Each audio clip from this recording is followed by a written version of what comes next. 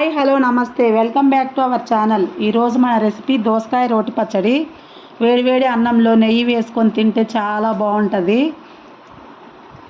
ముందుగా స్టవ్ వెలిగించి ప్యాన్ పెట్టుకొని 2 స్పూన్ల పల్లీలు వేసుకొని పల్లీలు కొంచెం ఫ్రై చేసుకోవాలి.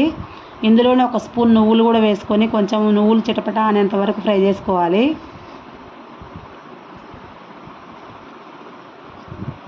ఇందులోనే 1 స్పూన్ ధనియాలు,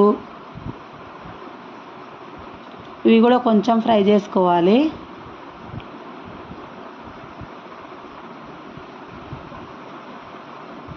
ఇందులోనే 1/2 టీ స్పూన్ జీలకర్ర. మొత్తం ముందే ఈ పప్పులన్నీ ముందే వేసి ఫ్రై చేసుకుంటే కొన్ని ఎక్కువ టైం ఫ్రై అవుతాయి, కొన్ని ఏం మాడిపోతాయి కదా, అందుకనే ఒక్కొక్కటి వేసుకున్నాం.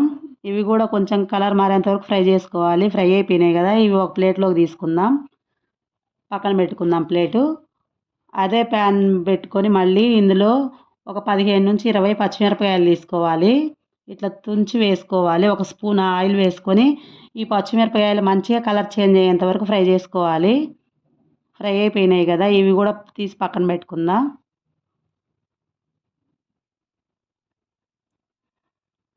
మళ్ళీ ప్యాన్ పెట్టుకొని స్టవ్ మీద ఇందులోనే 3 టమాటా ముక్కలు చిన్నగా కట్ చేసుకొని వేసుకోవాలి. ఇందులోనే మళ్ళీ 1 స్పూన్ ఆయిల్ వేసుకొని కొంచెం చింతపండు కూడా వేసుకొని టమాటా ముక్కలు మెత్తగా అయ్యేంత వరకు ఉంచుకోవాలి.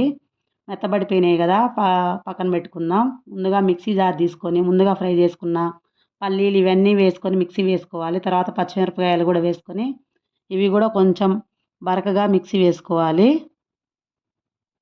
ఇందులోనే మనం ముందుగా ఫ్రై చేసి పెట్టుకున్నాం కదా టమాటా ముక్కలు వేసుకొని ఇందులో దోసకాయ ముక్కలు 1 కప్పు దోసకాయ ముక్కలు తీసుకున్నాను.